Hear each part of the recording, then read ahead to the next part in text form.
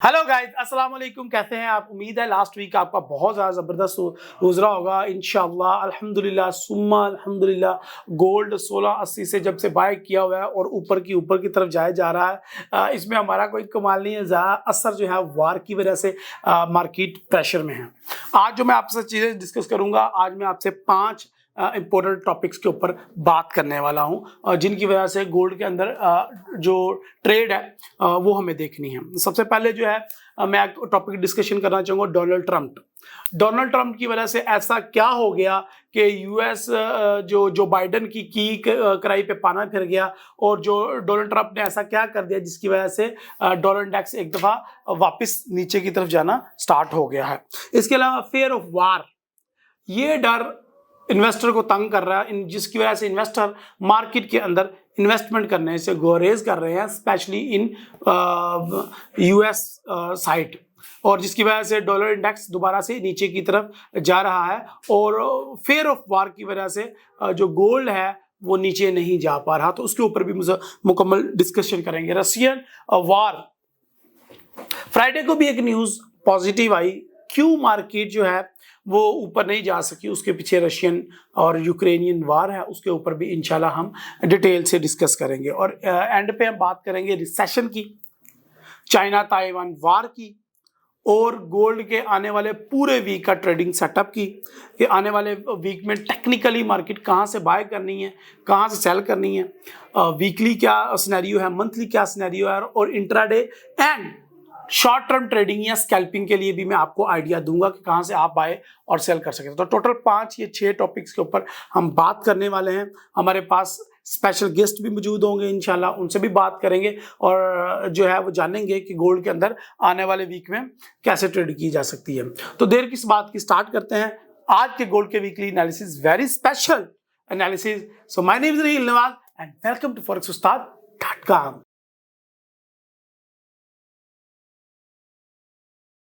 सबसे पहले बात कर लेते हैं हम डोनाल्ड ट्रंप की। डोनाल्ड ट्रंप इन दिनों वापस हेडलाइन में हैं। उनके घर में एफबीआई ने छापा मारा है। एफबीआई ने उनके घर में रेड की है। वहाँ पे डोनाल्ड ट्रंप उस वक्त मौजूद नहीं थे जब ये रेड पड़ी है। जब ये रेड पड़ी एफबीआई की तरफ से, तो डोनाल्ड ट्रंप वहाँ से गायब थे।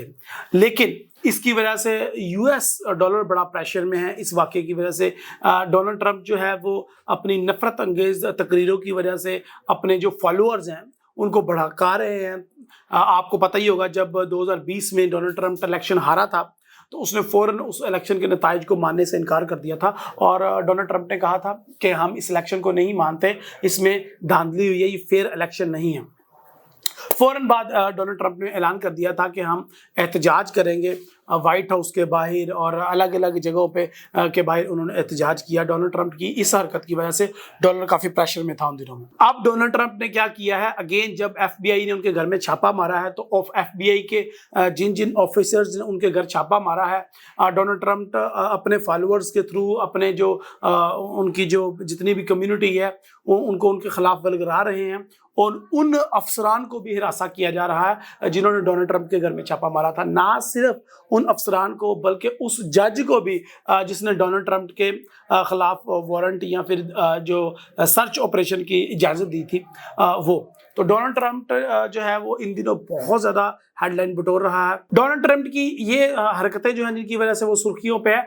जो बाइडन पे काफ़ी ज़्यादा प्रेशर है, और जो बाइडन जितनी भी इकदाम कर रहा है, चाहे वो जितने मर्जी पॉजिटिव हो, डोनाल्ड ट्रंप उसके खिलाफ कोई ना कोई नेगेटिव नैरेटिव लेके आ जाता है, और वो नेगेटिव नैरेटिव इतना मजबूत है और उसके फॉलोअर इतने कट्टर हैं कि वो उसके ऊपर बिलीव कर लेते हैं, और हुकूमत जितना मर्जी अच्छा काम कर रहे, डोनाल्ड ट्रंप की उसके खिलाफ जो नैरेटिव है वो कामयाब हो रहा है। और इसके एनएफपी का डाटा अगर देखें तो कितना पॉजिटिव आया था। तो मुझे लगा कि ये डॉलर बहुत ज़्यादा स्ट्रेंथ पकड़ेगा और मार्केट नीचे आएगी, लेकिन उसके पीछे जो एक बहुत बड़ी वजह है वो डोनाल्ड ट्रंप का एक नैरेटिव है जो कि बहुत ज़्यादा स्ट्रॉन्ग स्टैंस है जो कि उसने लिया हुआ है जो बाइडन हुकूमत के खिलाफ। और उसके अलावा फेयर ऑफ वार, ये बहुत इंपॉर्टेंट रोल है।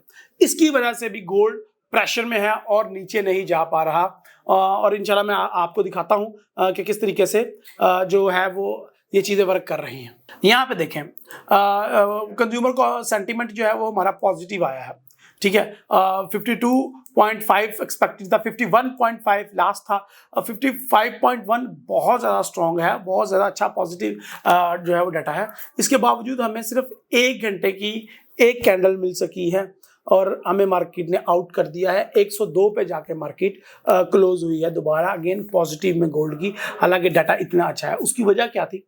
उसकी वजह ये थी चाइना ताइवान वार का जो डर है लोगों के दिल से निकले, इन्वेस्टर वो डरा हुआ है, वो यूएसडी के अंदर उस तरीके से इंटरेस्टेड नहीं है। डोनाल्ड ट्रंप जो बाइडेन के खिलाफ का जो नैरेटिव लेके आ रहे हैं वो इतना मजबूत और इतना कट्टर है कि जो है वो इन्वेस्टर को बिलीव नहीं हो रहा यूएस इकोनॉमी पे। ओके, डोनाल्ड ट्रंप के इस पॉइंट ऑफ व्यू और न्यूज की ये जो आपको नजर आ रही है कि मार्केट ने इतना असर नहीं लिया, उसकी वजह यही है कि अमेरिका में बिगड़ते हुए जो पॉलिटिक्स के हालात हैं वही हैं। उसके बाद चाइना ताइवान की वार है, ये बहुत ज़्यादा लोगों को डिस्टर्ब कर रही है, जैसा कि मैं पहले ही बता चुका हूँ आपको।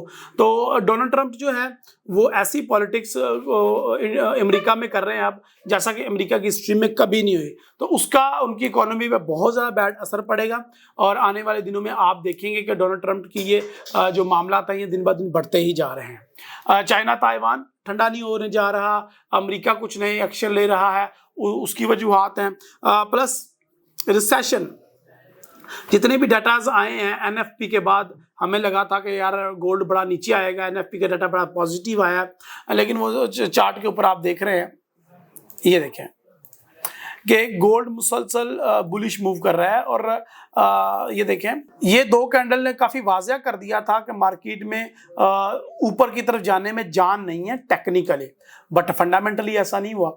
चाइना ताइवान वार, अमेरिका के जो इंटरनल हालात हैं नंबर 1, एंड गोल्ड के जो यूएसडी के ऊपर प्रेशर है, और नंबर 3 रिसेशन है, और भी काफ़ी ज़्यादा चीज़ें हैं।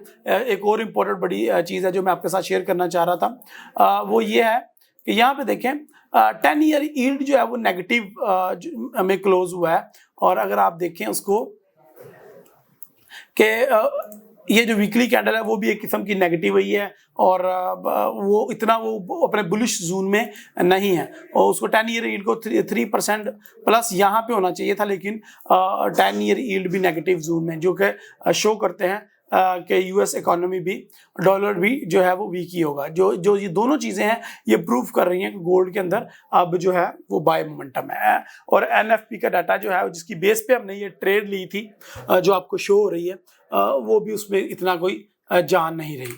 सो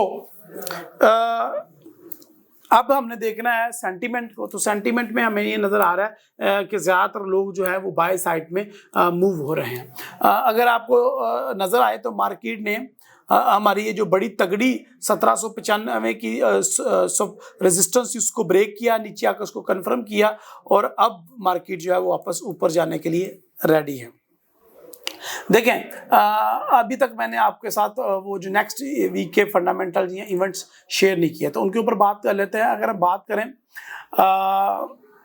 यूएस की, तो एम्पायर स्टेट मैन्युफैक्चरिंग का डाटा बहुत ज़्यादा इंपॉर्टेंट होता है, तो मंडे को इसको देखेगा। अगर ये पॉजिटिव आता है तो गोल्ड जितना भी नीचे आए उसको आप बाय कर लीजिएगा। देखते हैं कि वो कितना नीचे आ सकता है। अगर हम बात करें मंगल की, तो मंगल वाले दिन जब यूएस की कोई इतनी खास न्यूज़ नहीं है, बिल्डिंग प्रीमिसेस हैं, industrial production month by month है, लेकिन सारी लो इम्पैक्टेड है। अगर बात करें बुध को, जिस दिन हमने लाइव आना होता है, तो लाइव हमने आना होता है 4-5 बजे के करीब, तो कोर रिटेल सेल और retail sale month by month news हैं, लेकिन इनके अंदर बड़ा डिफरेंस है। देखें, एक चीज़ देखें ज़रा, लिखा हुआ है actual greater than forecast is good for currency, लेकिन जो इसका प्रीवियस है वो 1% है। अब जो इसका फोरकास्ट है वो 0.10% है, यानी कि 1%, 0.1%, तो बड़ा डिफरेंस है, 90 पॉइंट्स का डिफरेंस है। तो एक्चुअल ग्रेटर देन फोरकास्ट, यानी कि फोरकास्ट क्या है 0.1%। अगर ये 0.3 भी आता है, 4 भी आता है, 5 भी आता है, तो फिर भी फोरकास्ट से तो अच्छा ही हो गया। तो ये भी है तो बड़ा नेगेटिव सी चीज़, लेकिन पॉजिटिव आने के चांसेस हैं, और मुझे लगता है ये आराम से पॉजिटिव आ ही जाएगा।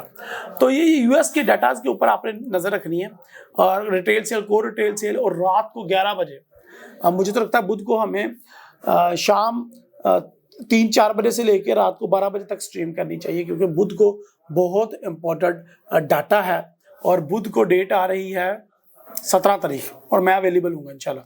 तो इंशाल्लाह I will try my best कि बुध को सारा दिन ट्रेड की जाए रात को 12 बजे तक।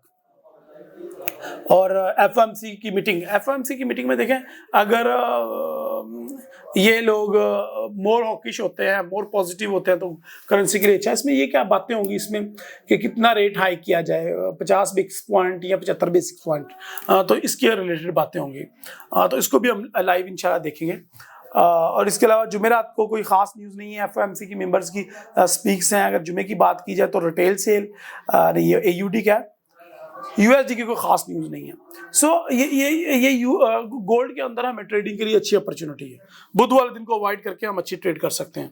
अब अगर हम बात करें अपने टेक्निकल एनालिसिस की, तो टेक्निकल एनालिसिस में हमें आपको पता ही है मेरा कि मैं मंथली से स्टार्ट करता हूँ अपने टेक्निकल एनालिसिस। और मंथली में आपको पता ही है कि हमने लास्ट मंथ मैंने आपको बता दिया था कि यार पिछले 4 महीने से नेगेटिव कैंडल्स बन रही हैं। इस दफ़ा उम्मीद है कि पॉजिटिव कैंडल बनेगी, लेकिन यार ये वीक कितनी नहीं छोड़ी इसने नीचे ना, ये अफसोस रहेगा मुझे, वीक कितनी नहीं है। तो ये जो है वो पॉजिटिव रहने के चांसेस हैं। और हमारा जो 1680 से हमने जो बाय किया हुआ था वो बहुत ज़बरदस्त तरीके से मार्केट ऊपर की तरफ मूव कर रही है। और इस दफ़ा चांसेस यही है कि अगली जो 1844 की रेजिस्टेंस है मार्केट उसको टच करेगी मंथली में। और अगर हम बात करें वीकली की, तो पिछले 3 वीक से बुलिश और एक वीक बेरिश मेरे ख्याल से होना चाहिए था एज अ टेक्निकली, लेकिन फंडामेंटली ऐसा नहीं हुआ। बहुत ही तगड़ा पॉइंट है यहाँ से मार्केट को बहुत ही ज़्यादा डिमांड मिली है, जिसकी वजह से मार्केट ऊपर की तरफ मूव की है। और अब देखते हैं कि मार्केट कहाँ तक जाती है। एज अ वीकली मार्केट कितना ऊपर मजीद जा सकती है, लेकिन वीकली देखा जाए तो उसमें उस तरीके से टेक्निकल मुझे चीज़ें नज़र नहीं आ रही जिस तरह की फंडामेंटल चीज़ें नज़र आ रही हैं। अच्छा जी, अगर मैं देखूं डेली के अंदर, तो डेली के अंदर मुझे अब जो पैटर्न कंफर्म हो रहा है वो जो मैंने लास्ट आपसे शेयर किया है कि मार्केट ने आके अपने सपोर्ट लेवल को रीटेस्ट कर ली है and market is going to go next level. और उसके लिए मार्केट तैयार है। जो अगला लेवल मार्केट के अंदर निकल के आ रहा है वो 1845 का निकल आ रहा है, 1850 का निकल के आ रहा है। तो उस लेवल को मार्केट बड़ी आसानी के साथ टच करके, बीच में एक सपोर्ट लेवल है वो इसको आप जरूर रेजिस्टेंस लेवल है, सॉरी, इसको आप जरूर कंसीडर कर लीजिएगा 1815 तक का। 1810 से लेकर 1815 तक का जो ये लेवल है बड़ा क्रूशियल लेवल है और इसको मार्केट को ब्रेक करने में थोड़ी सी दुश्वारी हो सकती है। लेकिन इसको अगर बहुत अच्छे बुलिश मोमेंटम के साथ, मारूबुजो कैंडल्स के साथ मार्केट इसको ब्रेक कर देती है तो मार्केट को कोई ताकत नहीं है जो कि 1850 को टच करने से रोके। लेकिन इसके लिए जरूरी है कि जो बाइडेन का प्रेशर वैसे का वैसा रहे, डोनाल्ड ट्रंप का जो बाइडेन के प्रेशर वो बढ़ाता रहे, डोनाल्ड ट्रंप अपनी फजूल हरकतें करती रहे, वार का फेयर मुसलसल वैसा ही रहे, जंग जो है उसकी हवा मिलती रहे, रूस, यूक्रेन, चाइना, ताइवान, ये वैसे का वैसा ही रहे, और तो फिर मार्केट जो है वो ऊपर की तरफ मूव करती रहेगी। ये रैली जो है जो हमें नजर आ रही है ऊपर की तरफ जाती हुई, ये ऐसे ही बड़ी आसानी के साथ 1850 को इस वीक में टच कर जाएगी। रिसेशन जो उनकी जो एफओएमसी है उसके अंदर भी वो इतने हॉकिश ना रह पाए, तो रिसेशन का और 10 ईयर ईल्ड जो है वो नीचे आती जाए मुसलसल, सेंटीमेंट गिरता जाए, और यूएस के डाटे वो भी जो है वो नेगेटिव आता जाए, यूएस का इंडेक्स नीचे गिरता जाए, एफओएमसी के अंदर इतनी अच्छी परफॉर्मेंस ना हो, पॉल साहब लोगों को सेटिस्फाई ना कर पाए, तो ये सारी चीज़ें डॉलर को बहुत ऊपर की तरफ लेके जाएगी। और अगर ये देखें जो मैं अगर एक कैंडल का जिक्र करूं तो 1808 से कैंडल स्टार्ट हुई और 1764 तक आई, तो क्या मार्केट जो है वो 1885 से स्टार्ट करके 1860 तक नहीं आ सकती? 1785 से या 1800 से बड़ी आसानी के साथ आ सकती है। ये $60-70 की मूव गोल्ड के लिए कोई मसला नहीं है। तो ये जो चीजें मैंने आपको गिनवाई हैं, अगर ये सारी की सारी ऐसे ही रहती हैं, ठीक है, तो बड़ी आसानी के साथ गोल्ड $60-70 ऊपर की तरफ मूव कर जाएगा, और जो हमारा 1860 का टीपी है वो भी हिट हो सकता है। सो अगर मैं इंट्राडे ट्रेडिंग की बात करूं तो मुझे जो मार्केट के अंदर नजर आ रही हैं चीजें वो मैं लॉन्ग में ही देखना चाहूंगा। अब ये 1780 से मैं बाय करूंगा, ये देखें, ताकि मेरा स्टॉप लॉस छोटे से छोटा रह सके और मेरा टेक प्रॉफिट बड़े से बड़ा रह सके। तो मैंने स्टॉप लॉस जो है वो 1760 रख दिया, $20 का स्टॉप लॉस रख दिया, और मैंने जो अपना टेक प्रॉफिट है वो 1780 से 1760 यानी कि $80 का मेरा ऑलमोस्ट टेक प्रॉफिट है।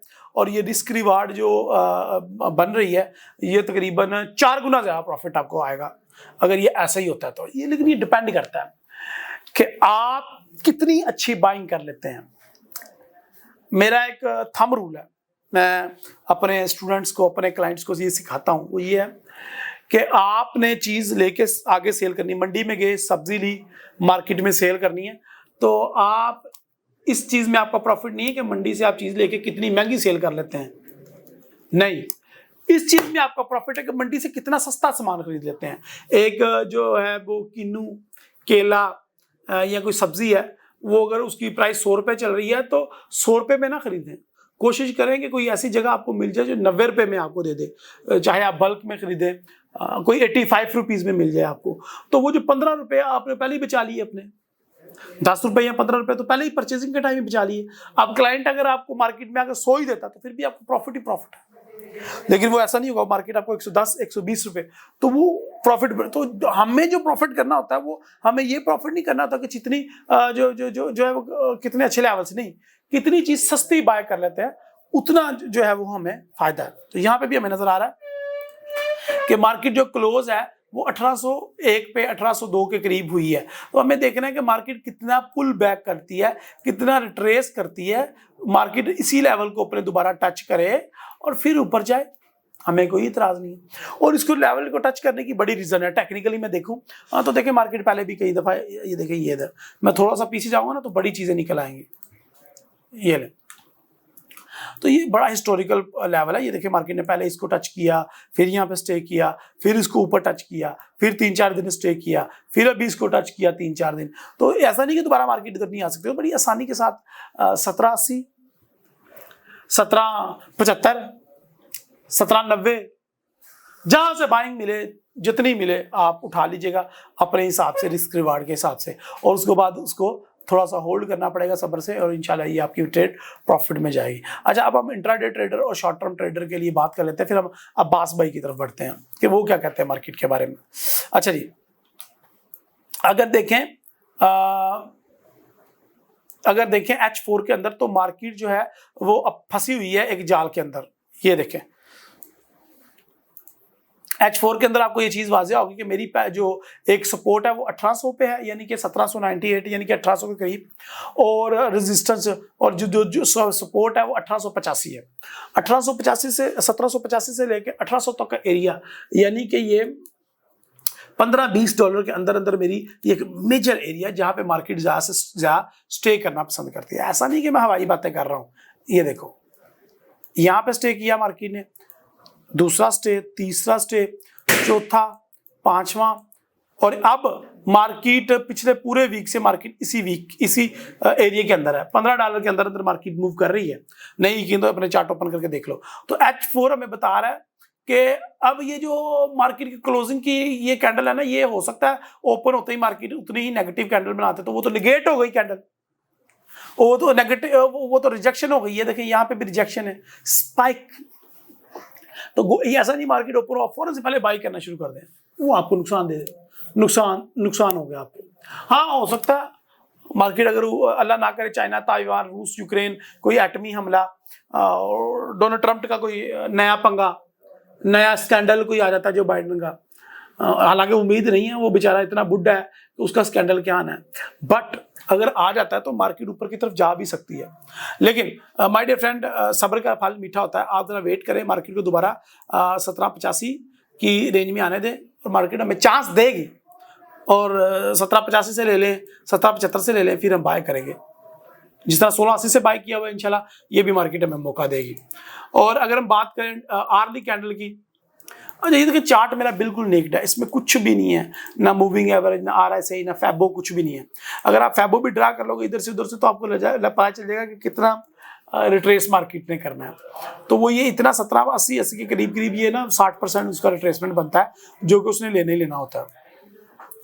तो ये देख लीजिएगा आप 1700 से नीचे आप बाइंग कीजिएगा, और जितना नीचे से आप बाइंग कर लेंगे, स्कैल्पिंग अगर आप करनी चाहते हैं तो बाइक साइड स्कैल्पिंग करें, सेल साइड स्कैल्पिंग ना करें। सो माय डियर फ्रेंड, ये तो बड़ी लंबी चौड़ी डिटेल है डोनाल्ड ट्रंप के स्कैम, फेयर ऑफ वार, चाहे वो वार रूस की यूक्रेन की हो, चाहे रशिया और चाइना और ताइवान की हो, और चाहे इसराइल की हो, ये तो वार है। उसके बाद रिसेशन का खौफ पूरी दुनिया में आया हुआ है, यूरोप में आया हुआ है, यूरोप में कनाडा में आया, पाकिस्तान में आया, इंडिया में आया। उसके बाद 10 ईयर बोल्ड गिर रहे हैं, ईल्ड, तो जब भी बॉन्ड गिरते हैं आपको फिर भी एक बुलिश मूव नजर आती है गोल्ड के अंदर। यूएस की डाटा अगर नेगेटिव आना शुरू हो जाए तब भी हम गोल्ड को बाय कर सकते हैं। और एफओएमसी की स्पीक। तो ये थे मेरे आज के गोल्ड के technical fundament and sentiment analysis. I hope मैंने आपको काफी अच्छा गाइड कर दिया। चलते हैं अब्बास भाई की तरफ और देखते हैं क्या कहते हैं। अस्सलाम वालेकुम अब्बास भाई, वेलकम ऑन स्ट्रीम। जी वालेकुम अस्सलाम, बहुत शुक्रिया जी। कैसे हैं आप? अल्हम्दुलिल्लाह अल्हम्दुलिल्लाह।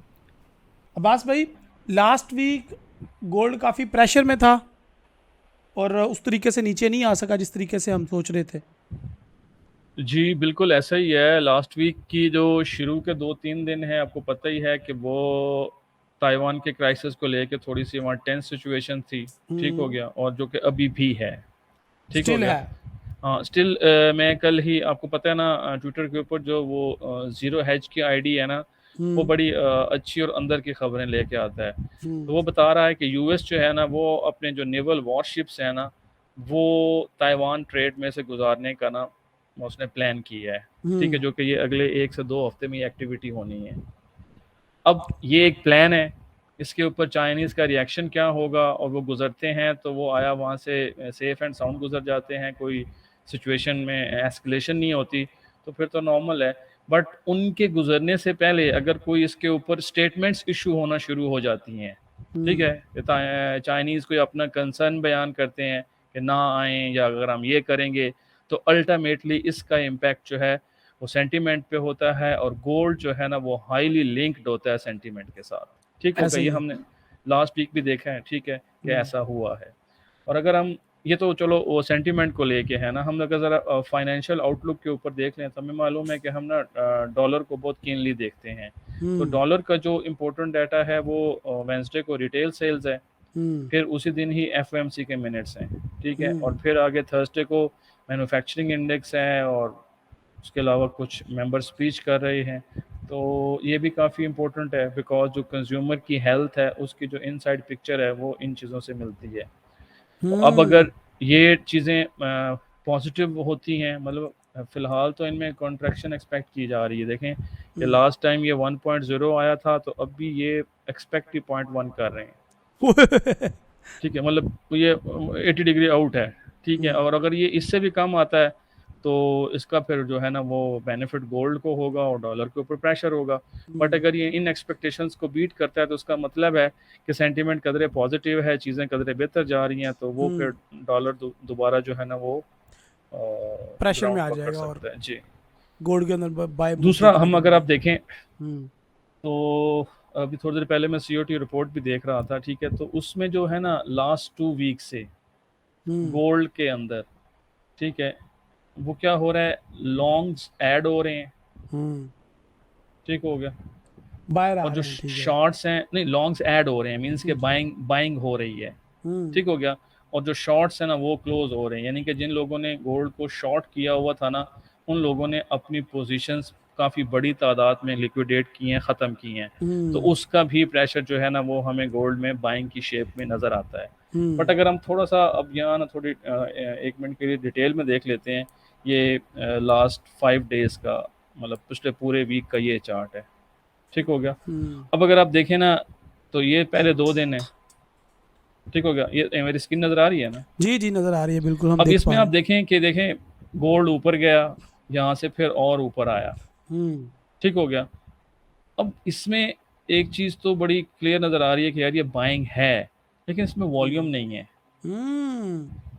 ठीक है, बाइंग है, प्राइस ऊपर जा रही है, तो वो हमें ना सीओटी रिपोर्ट से भी आइडिया हो रहा है, और ओपन इंटरेस्ट से भी आइडिया हो रहा है कि ये जो बाइंग है ना, बाइंग बहुत कम है, लेकिन ये जो प्राइस ऊपर बंद हो रही है ना, इसमें से सेलर ज़्यादा निकल रहे हैं।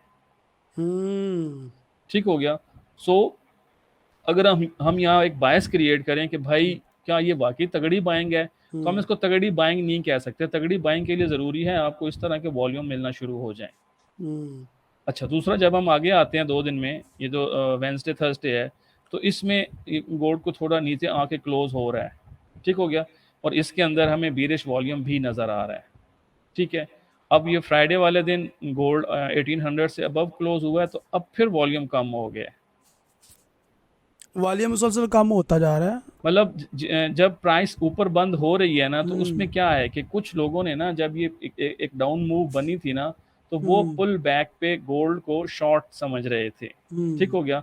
लेकिन अब इस जर्नी के दौरान ना कोई नई डेवलपमेंट्स हो गई हैं, जो कि मोस्टली जो है ना वो ताइवान और चाइना को लेके हैं, ठीक है। तो उस वजह से क्या है कि अब जिन लोगों ने यहाँ कोई शॉर्ट प्लान कर रखी थी ना, वो अपनी शॉर्ट से निकल रहे हैं, जिस वजह से क्या है कि गोल्ड में हमें ना बाइंग का तासर मिल रहा है। अगर हम लास्ट वीक की एक मिनट समरी देख लेते हैं कि ये लास्ट वीक में इसका जो जर्नी स्टार्ट हुआ था वो तकरीबन 1780 1775 से था, और इसका जो क्लोज है वो जाके अब 1800 से ऊपर हो रहा है, तो ये 25 से 30 डॉलर की मूव है। लेकिन इस मूव के अंदर हमें ये एविडेंस नहीं मिलता कि ये कोई तगड़ी किस्म की बाइंग है। सही है। अब ये चीज़ हमें हम यहाँ ये आइडिया हरगिज़ नहीं लगा सकते कि किस हद तक सेलर्स यहाँ एंटर हुए थे और उन्होंने अब कितनी पोजीशन लिक्विडेट की हैं, ठीक है। मे बी अभी भी उन्होंने टारगेट रखे हों, लोग यहाँ से भी शॉर्ट में बैठे हों, उनके भी ऑर्डर पड़े हों, तो वो अगर आने वाले दिनों में फिर सिचुएशन को देखते हैं, जैसे अभी डेवलपमेंट्स हो रही हैं, तो वो अपनी शॉर्ट्स को ख़त्म करते हैं, तो बाइंग बेशक बेदिली से भी आती है, तो गोल्ड में अपसाइड मूव जो है ना वो एक बनती नज़र आती है। सही है, सही सही सही, सही। एक और वो भी फैक्टर भी तो है ना, क्रेन के अंदर बोल रहे थे कोई एटम का जी कोई देखें, मसला। अभी तक वहाँ से कोई ना कैजुअलिटीज़ वगैरह रिपोर्ट नहीं हुई। शेलिंग ज़रूर हुई है, लेकिन वहाँ से कुछ होता है ना, कोई मास लेवल पे कोई कैजुअलिटीज़ रिपोर्ट हुई हो, या वहाँ से फिर वो जो होती है न्यूक्लियर रेडिएशन, उससे एरिया को कोई प्रॉब्लम हुई हो, तो फिलहाल तक ऐसी कोई रिपोर्ट मेन स्ट्रीम मीडिया पे नहीं है। अगर वो होती है तो फिर अल्टीमेटली, मतलब अगर आप गोल्ड के लिए, अगर आप अप साइड के लिए चीज़ें देखते हैं ना, तो नंबर 1 में प्लस में क्या है, ये जो ताइवान डेवलपमेंट है, ठीक है।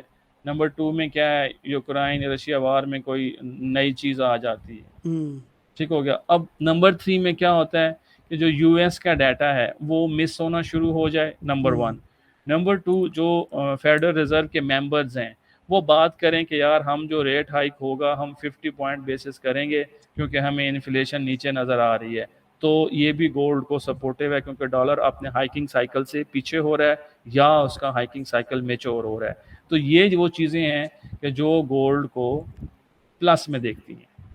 अब हम ये देख लेते हैं कि गोल्ड को सेलिंग के लिए, फिर हम बाद में लेवल भी डिफाइन कर लेते हैं कि गोल्ड में सेलिंग में क्या हो सकता है। सेलिंग में सबसे पहले ये जो रिस्क के फैक्टर हैं वो न्यूट्रल रहें, मीन्स कि कोई उनमें नई डेवलपमेंट ना हो, ठीक है। नंबर 2, यूएस का डाटा जो है रिटेल सेल्स वगैरह का और भी जो है वो अच्छी शेप में आना शुरू हो जाए, पॉजिटिव आना शुरू हो जाए। हाँ जी, प्लस जो फेडरल रिजर्व के मेंबर हैं वो कहें कि भाई हमारा टारगेट इन्फ्लेशन का 2% है और अभी हम बहुत दूर हैं, हमने अभी भी 75 पॉइंट बेसिस जैसे रेट हाइक 1-2 करने हैं, एक सितंबर में करना है, एक नवंबर में करना है, ठीक है।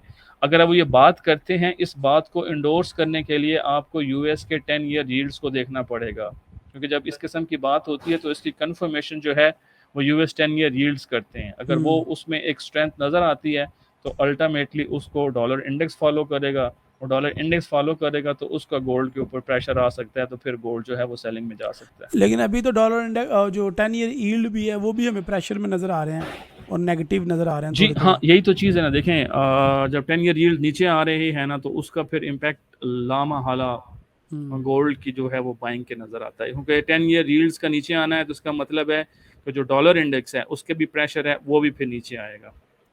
Great great. अच्छा, अभी हम बता लेवल्स कुछ देख लेते हैं कि क्या लगता है कहाँ से हमें बाइंग करनी चाहिए अगर ये रिस्क के सारे फैक्टर ऐसे ही रहते हैं जी और देखें, चीज़ें न्यूट्रल नहीं होती तो। अब अगर बाइंग का लेवल देखा जाए ना, तो जो मुझे नज़र आता है ना वो बाइंग का लेवल, क्योंकि अभी ये हार्डली आप कह लें कि 1800 से ऊपर क्लोज हुआ है, तो 1785 से 1795, ठीक है, ये आपका बाइंग जोन है। लेकिन अब्बास भाई, जिस तरह से मार्केट ने बहुत ज़्यादा अग्रेसिव बुलिश में क्लोज किया है, लग नहीं रहा कि थोड़ा सा भी ये पुल बैक करेगी ओपनिंग होते ही। नहीं देखें कितना अग्रेसिव हुई है, आप मुझे बताएं ना। ये 1802 पे खड़ी है, ये कोई बहुत बड़ा तो नहीं है हम कहें कि हाँ मैं इस दिन में। इंट्राडे कैंडल के हवाले से हाँ, बात कर रहा हूँ। इंट्राडे कैंडल तगड़ी है, लेकिन देखें इंट्राडे कैंडल अगर मैं आपको बात करूं, एक मिनट ठहरें, तो इससे पीछे ये एक, अगर आप देख रहे हैं, ये आपको एक इंट्राडे कैंडल नजर आ रही है। जी जी ये उठी थी 1764 से और ये जी, क्लोज हुई थी तकरीबन 1790 पे। 1790 पे करीब इससे बड़ी थी, लेकिन अगले दिन क्या हुआ है, रिजेक्शन। अगले दिन वो उसी लेवल से नीचे आ गई। हम्म ठीक हो गया। अब जब ये ऊपर गई थी तो ये आप नीचे देख रहे हैं, ये वॉल्यूम कम था, और जब ये नीचे आई है तो ये वॉल्यूम ज्यादा था।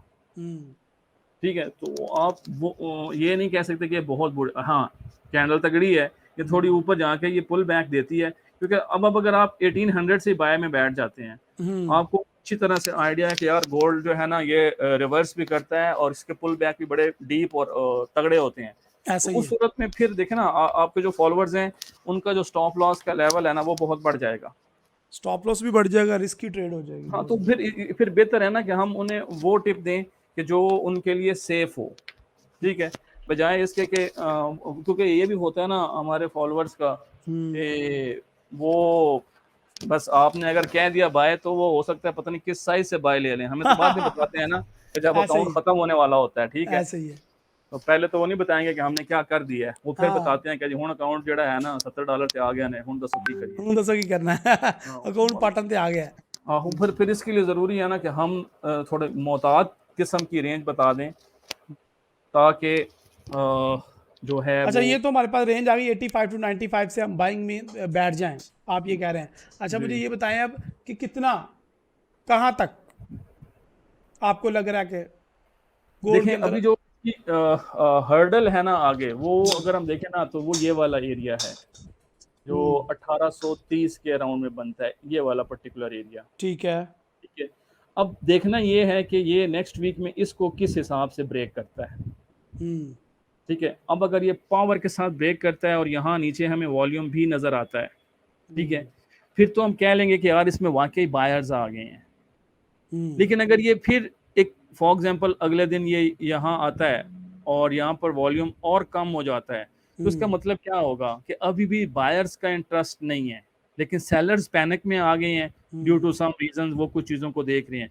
तो फिर गोल्ड में आगे गिरने का चांस बहुत ज़्यादा हो जाएगा, वो अगले फिर किसी लेवल से ना बहुत तेज़ी से नीचे आएगा।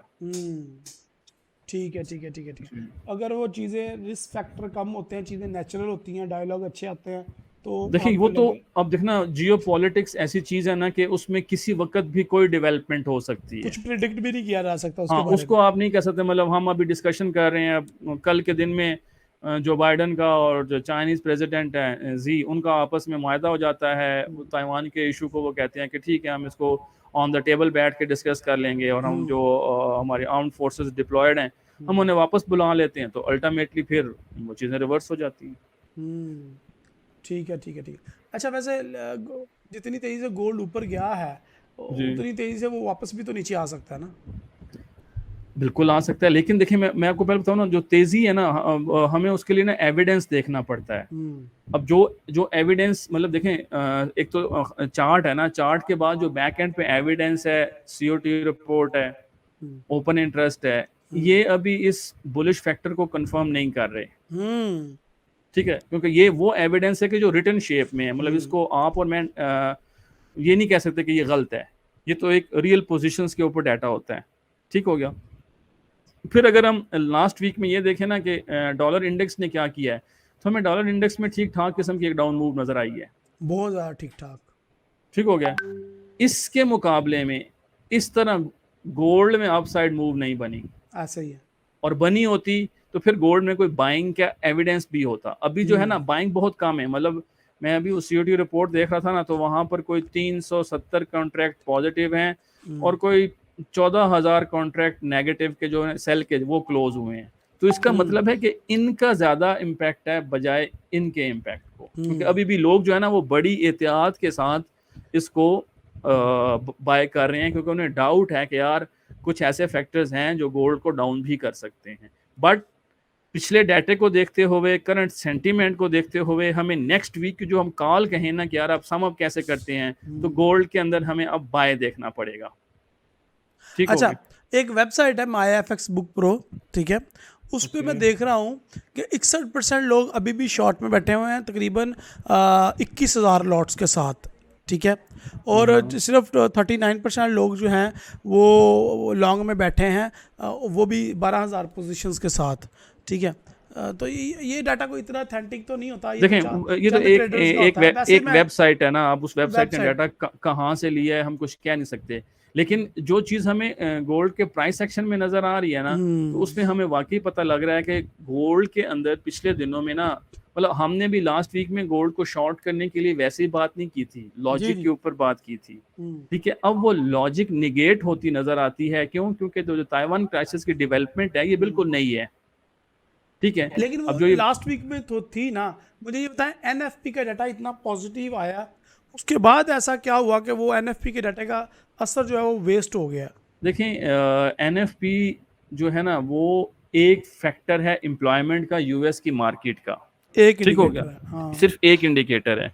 बट अगर ये इतना तगड़ा होता तो फिर डॉलर क्यों गिरा है? जी ऐसा ही है, ठीक हो गया। आप इसको देखें, टेक्निकली देखा जाए ना तो 2 क्वार्टर का जो जीडीपी का डाटा है, अब जीडीपी का डाटा एनएफपी से भी तगड़ा होता है, ठीक है। अब 2 क्वार्टर में ये नेगेटिव आ चुका है, ऐसा ही है, ठीक है। तो टेक्निकली तो ये रिसेशन के अंदर आ गए हैं। अब सिर्फ एनएफपी के डाटे के ऊपर एम्प्लॉयमेंट है, तो बाज़ औक़ात ऐसा भी होता है कि आपकी एम्प्लॉयमेंट होती है लेकिन फिर भी आप रिसेशन में आ जाते हैं, ठीक हो अच्छा, गया। मैं रिसेशन के बारे में ही बात करना चाह रहा था कि वो चीज़ें हमें रिसेशन से निकलती हुई नज़र आ रही थी, लेकिन अभी भी स्टिल हमें ऐसे ही लग रही है कि यूएस इकोनॉमी रिसेशन की तरफ बढ़ रही है, ठीक है। तो इसको आप कैसे देखते हैं? अगर ये रिसेशन की तरफ मज़ीद चीज़ें इस तरह डेवलप होती हैं तो आने वाले दिनों में किस तरीके से हमने उसको देखना है? देखें अब रिसेशन देखा जाए ना तो गोल्ड चूंकि सेव हेवन है जी, ठीक है, तो वो तो गोल्ड के लिए एक प्लस चीज़ है, क्योंकि जब रिसेशनरी फियर ज़्यादा होंगे ना तो यूएस इक्विटीज़ वो फिर सेल हो जाएंगी, ठीक हो गया। तो उसमें तो फिर गोल्ड के लिए एक बाय का जुमरा है। और रिसेशन अगर थर्ड क्वार्टर का जीडीपी भी नेगेटिव रहता है और यहाँ ये जो अब एम्प्लॉयमेंट का फिगर पहुंच गया है इसके अंदर डाटा जो है वो गड़बड़ करता है और नेगेटिव आना शुरू हो जाता है, तो फिर तो रिसेशनरी फियर्स हैं, फिर मार्केट की जो सूरत हाल है वो क्वाइट डिफरेंट होगी। सही है, सही है, सही है। तो at the end of the day हम सम अप अगर करें अब्बास भाई, तो मुझे जो आपकी बातों से समझ आई है कि गोल्ड को थोड़ा सा वेट कर लें, वीक की ओपनिंग होते ही ट्रेड ना करें, 1785 पे आने दें, 1780 पे, 1795 पे, 1790 पे, जहाँ से गोल्ड मिले अच्छी प्राइस पे वो ख़रीद लो सस्ता। जी देखें, अभी मैं ये देखना, ये H1 का चार्ट है ना, ठीक है। अब इसके अंदर आप देख लेना कि ये प्राइस, ये जो लोअर रेंज है ना इसको बार बार रीटेस्ट कर रही है। ये वाली रेंज टेस्ट हुई है 1785, ये वाली टेस्ट हुई है, ये वाली टेस्ट हुई है, ठीक हो गया। ट्रिपल बॉटम और हम ऐसा नहीं कह सकते, देखें अब यहाँ भी एक बहुत बड़ी ये बुलिश कैंडल बनी थी, तगड़ी बुलिश है, ठीक है, ऊपर जाके फिर नीचे आया और ये फिर इससे भी नीचे आ गया, ठीक हो गया। अब यहाँ एक अच्छा बुलिश मोमेंटम बना लेकिन ये फिर सारा नीचे आ गया, फिर यहाँ थोड़ी ऊपर गई फिर नीचे आ गई, अब ये गई है। तो हम मतलब एक पैटर्न ऐसा बन चुका है कि इसके अंदर फिर एक नीचे आने के चांसेस जरूर हैं, ठीक है। प्लस के करीब करीब वो जो हाँ, प्लस देखें ना अब शो कर रहे हैं, ये देखें कि ये वाली आप एक्टिविटी देख रहे हैं जहाँ मैं ये एरो डाउन बना रहा हूँ, ये तो वॉल्यूम बहुत गिर रहा है, ठीक है। अब ये चूंकि वीकेंड है, वीकेंड के ऊपर थोड़ी एक्टिविटी वैसे भी कम होती है, लेकिन ये इस बुलिश को सपोर्ट करते हुए नजर नहीं आती, ठीक है। तो शायद ये जो ये वाला लेवल बना था 1806 से 10 का, तो शायद हमें यहाँ से एक करेक्शन मिल जाए, या हो सकता है कोई ओवरनाइट इस किस्म की डेवलपमेंट हो जाए तो ये थोड़ा ऊपर जाके फिर करेक्शन दे, अगर करेक्शन दे के फिर आती है ना, तो फिर आप एक अच्छा ट्रेड जो अच्छा सेफ अब्बास भाई, ट्रेड है। मैं लॉन्ग टर्म के लिए लोगों को बताया हुआ है कि मेरा जो एक पॉइंट ऑफ व्यू है, अभी गोल्ड का जो हाई है वो 21,000 समथिंग लगा हुआ है। तो अभी तो वो 1700-1800 पे है। तो वो मेरा पहला जो टीपी है जो लॉन्ग टर्म ट्रेडिंग में मेरा है वो 24,500 25,000 के करीब है। और आने वाले दिनों में मैं इससे भी, आने वाले सालों में मैं इससे भी ज़्यादा देख रहा हूँ। अगर हम थोड़ा सा वाइल्ड व्यू देखें, थोड़ा सा लॉन्ग टर्म देखें, तो what is your point of view? हाँ नहीं देखें, वो तो जब आप इतने उस लेवल की डिस्कशन करते हैं ना, तो वो तो डेफिनेटली ऐसे फैक्टर्स हैं कि जिस पे गोल्ड जो है ना ये अपने हाइज को ब्रेक करता नज़र आता है। ठीक हो गया, उसमें तो ठीक फिर ढेर सारी हैं, लेकिन चूंकि हमारी ट्रेडिंग जो है वो लोगों की इंट्राडे होती है, है, ठीक है, इंट्राडे होती है। तो उसमें हमें थोड़ा सा उस हिसाब से नहीं, चलना है। जिस तरह बाकी मैंने जो ऑयल को 17 से बाय किया हुआ है, अगर हमने 1680 से भी गोल्ड को बाय किया हुआ है, तो डू यू थिंक कि हमें वो होल्ड करना चाहिए? अब ये आपके ना फंड्स की ना नोयत पे डिपेंड करता है नहीं, कि आपका 0.01 की एंट्री क्या कहती है यार? नहीं 0.01 नहीं, बेशक आप उस पर 10 स्टैंडर्ड लॉट ले लें। हाँ। डिपेंड ये करता है ना कि आपने जो ये फंडिंग की हुई है उससे हम्म। आपकी ज़िंदगी के मामलात के ऊपर उस किस तरह का इम्पैक्ट होता है। हम्म। अगर आपने इसी से लेके अपना ब्रेड एंड बटर यूज़ करना है, तो फिर देखें जो प्रॉफिट हाथ में आया है उसको वापस देना एक गलत हरकत होगी, ठीक है। हम्म। लेकिन आपको पता है कि यार मैंने ये जो इन्वेस्टमेंट की है ये इन्वेस्टमेंट पॉइंट ऑफ व्यू से है, मैं हम्म। होल्ड कर सकता हूँ, तो फिर तो आप उसको बड़े टाइम फ्रेम में करेक्शन के ऊपर आप एक और बाय दे सकते हैं। और इसमें तो कोई शक नहीं कि आने वाले टाइम में तो गोल्ड में अपसाइड मूव के चांसेस बहुत ज़्यादा हैं, हम्म। ठीक है। अच्छा, लास्ट एक जो मैंने न्यूज़ आज ब्रेक किया उसके बारे में बात करना चाहूँगा। जी उसके बाद जी, क्योंकि 14 अगस्त है पाकिस्तान में, इंडिया में 15 अगस्त है, तो ज़्यादा टाइम नहीं हम लेंगे।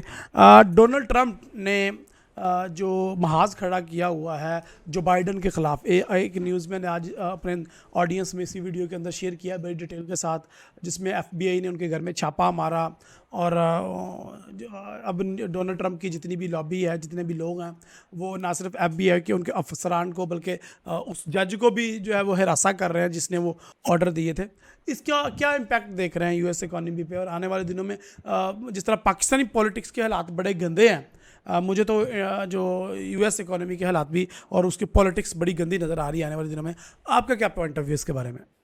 नहीं, US पॉलिटिक्स जो है ना वो कदरे मेच्योर है, और इन चीज़ों से ऐसा नहीं हो सकता कि वहाँ पर ट्रम्प किसी को यूं करके और मैनिपुलेट करके गवर्नमेंट को हटा दे। ये हरकत हमारे यहाँ होती है, वो नहीं करते। वो मेच्योर्ड हैं, वो इसको टर्म पूरी करने देंगे। ट्रम्प के पास बहुत टाइम है। ट्रम्प जो है वो अगले इलेक्शन में अपनी बेटी को इवियानका ट्रम्प जो है वो उसको लॉन्च करेगा, ठीक हो गया। और ट्रम्प के पास अगला इलेक्शन जीतने के ज़्यादा चांसेस हैं, क्योंकि बाइडन की पॉलिसी से ना उनकी एडमिनिस्ट्रेशन भी कुछ ज़्यादा खुश नहीं है। प्लस बाइडन बहुत ज़्यादा एजेड हैं, वो बेचारे सही खड़े भी नहीं हो सकते, ठीक है। तो ट्रम्प ऐसा नहीं करेगा, ऐसा करेगा ना तो देखें US वाले मेच्योर्ड हैं, वो हमारी तरह के ना लोग नहीं हैं। तो आई डोंट थिंक सो कि लेकिन चलो ठीक है, ये तो आपका पर्सनल ओपिनियन है। मैं आपको ये रिकमेंड करूंगा कि शाहजेब खानज़ादा की ये रिपोर्ट आप ज़रूर देखिएगा जो कल रात नशर हुई है जियो पे। तो उसमें बताया गया है कि US की हिस्ट्री में कभी भी ऐसा नहीं हुआ जो देखें अब जी, हो रहा है। शाहजेब और खानज़ादा कोई इतना ऑथेंटिकेटेड किस्म का जर्नलिस्ट नहीं है कि उसकी नहीं, वो रिपोर्ट एक जब हम वैसे डिस्कशन कर रहे हैं, तो एक मैं आपका पॉइंट ऑफ व्यू है, एक मुझे मेरा पॉइंट मुझे ऑफ व्यू है। नहीं, देखें मैं आपको बता रहा हूँ कि देखें बिल क्लिंटन का मुआवजा हुआ, हम्म। ठीक है, मार्केट ने उसको कुछ भी नहीं लिया, हम्म। ठीक है। हेलरी क्लिंटन के ईमेल्स का प्रॉब्लम आया, मार्केट ने उसको कुछ भी नहीं लिया, हम्म। क्योंकि उन्हें पता है। अब देखें ना, यूके में पॉलिटिक्स है, एक प्राइम मिनिस्टर को हटाया उन्होंने ना, तो वो एक स्मूथ सिस्टम है। इटली में प्राइम मिनिस्टर साइड पे हो गया तो वहाँ कोई मुजाहरे नहीं हुए, कोई वहाँ डेडलॉक क्रिएट नहीं हुआ, नहीं। सो इन लोगों की जो पॉलिटिक्स है ना, ये बड़ी मेच्योर किस्म की पॉलिटिक्स है। ये हमारे वाला जो ट्रेंड है ना, ये वहाँ पर नहीं है। Anyhow, thank you very much Abbas भाई। इंशाल्लाह जी बड़ा मज़ा आया आज की डिस्कशन का। इंशाल्लाह वीकली एनालिसिस में इंशाल्लाह बुध को मुलाकात होगी आपसे लाइव ज़रूर सेशन। ज़रूर, ठीक हो गया जो कि अपना ख्याल रखें। थैंक अस्सलाम यू, वालेकुम। अल्लाह हाफिज़। Okay my dear friend, Abbas भाई की बातें आपने सुनी, बड़ी मज़े की बातें अब्बास भाई ने की, और मैं उनको तंग भी करता होता हूँ, कुछ out of the way question पूछता होता हूँ। तो जिन चीज़ों से वो एग्री करते हैं, जिन चीज़ों से, देखिए हर एक की अपनी अपनी राय है। उनका अपना एक पॉइंट ऑफ व्यू है, मेरा एक अपना पॉइंट ऑफ व्यू है, जो व्यूअर आप देख रहे हैं आपका एक अपना पॉइंट ऑफ व्यू है। तो माय डियर फ्रेंड, यहाँ पे मेरे अगर आप स्क्रीन पे देखें तो मैं आपको कुछ चीज़ें दिखाना चाहता हूँ।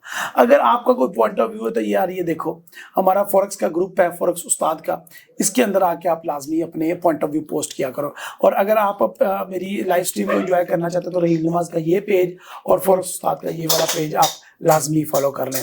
तो इंशाल्लाह ट्रेडिंग व्यू पे भी मुझे फॉलो कर सकते हैं, उस पर भी मेरा जो यूज़र नेम है वो फॉरेक्स उस्ताद ही है। वीडियो कैसी लगी यार, आप वीडियोस के बारे में क्या जानते हैं, और अब्बास भाई के एनालिसिस, मेरे एनालिसिस के बारे में आपको क्या लगता है, आपका क्या पॉइंट ऑफ व्यू, कमेंट में जरा अपना पॉइंट ऑफ व्यू भी शेयर किया करें।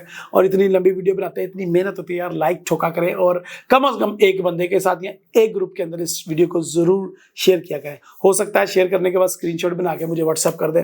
आपका बहुत शुक्रिया, अपने दो में याद रखें। अगली वीडियो तक के लिए इजाजत दें, लेकिन जाने से पहले पाकिस्तानी को 14 अगस्त बहुत बहुत ज़्यादा मुबारक, और इंडियन को भी हैप्पी इंडिपेंडेंस डे। एंजॉय करें, अपने वतन से मोहब्बत करें, दूसरों को गालियां ना दें। अपने वतन से मोहब्बत करने के लिए ज़रूरी नहीं है कि दूसरों को नीचे दिखाया जाए।